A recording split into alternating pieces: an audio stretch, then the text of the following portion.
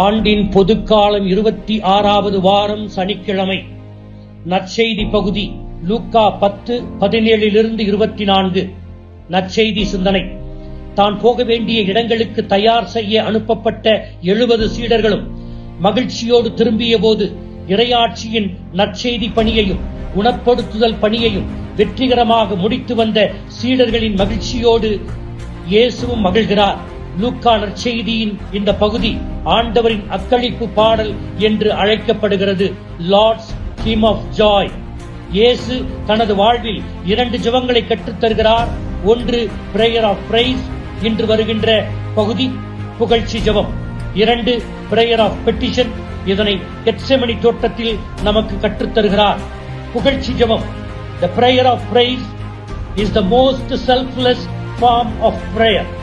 புகழ்ச்சி ஜெபம் அல்லது துதிக்கும் பிரார்த்தனை என்பது மிகவும் தன்னலமற்ற ஜெப வடிவம்.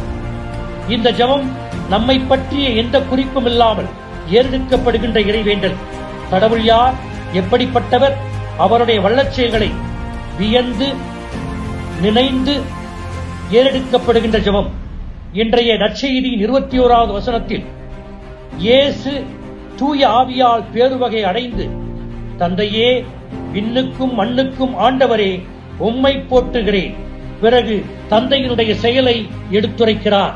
ஏனெனில் ஞானிகளுக்கும் அறிஞர்களுக்கும் இவற்றை மறைத்து குழந்தைகளுக்கு வெளிப்படுத்தினீர். ஆம் தந்தையே, இதுவே உமது திருவுளம் என்று இறைவேண்டல் செய்கிறார். யோவான் 17 இயேசு தன் குருத்துவ ஜெபத்தில் உலகத்திற்காகவும் சீடர்களுக்காகவும் தந்தை கடவுளை புகழ்ந்து நன்றி செலுத்துகிறார். லூக்கா 1:47 மரியா தனது பாடலில், ஆண்டவரை எனது உள்ளம் போற்றி பெருமைப்படுத்துகிறது, என் மீட்பராம் கடவுளை நினைத்து எனது மனம் பேருவகை கொள்கிறது என்று கடவுளை புகழ்ந்து இறைவேண்டல் செய்கிறார். லூக்கா 1:68 செக்கரியா தனது பாடலில், இஸ்ரேலின் கடவுளாகிய ஆண்டவரை போற்றுவோம், ஏனெனில் அவர் தனது மக்களை தேடி வந்து விடுவித்தருளினார் என்று கடவுளை புகழ்கிறார். எனவே புகழ்ச்சி இறைவேண்டலில் நம்மை பற்றியோ நமது பிரச்சனைகளை பற்றியோ குறிப்பிடாமல் கடவுளையும் அவரது இருப்பையும் அவரது வல்லச்செயல்களையும் அவரது மேன்மையையும் மட்டுமே மையமாக்கி இறைவேண்டல் செய்கிறோம் என்பதை மேலே சொன்ன விவிலிய குறிப்புகள் நமக்கு எடுத்துரைக்கின்றன. சுருக்கமாக சொன்னால், புகழ்ச்சி என்பது கடவுளின் நன்மைத்தனத்தை நினைத்து உள்ளத்தில் உண்டாகும் எதிரொலி. இந்த புகழ்ச்சி ஜெபம் நம் உள்ளத்தில் 3 செயல்களை செய்கிறது. 1.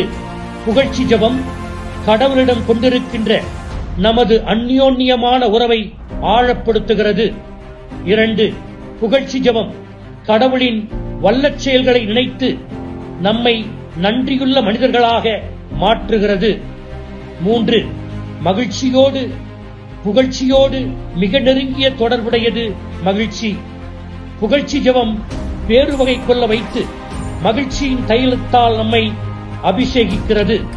இயேசு 72 சீடர்களுடைய நற்செய்தி பணியை கேட்டு தூய ஆவியால் பேருவகை அடைகிறார். அன்னை மரியும் தனது பாடலில், என் மீட்பராம் கடவுளை நினைத்து எனது மனம் பேருவகை கொள்கிறது என்று எடுத்து இயம்புகிறார்.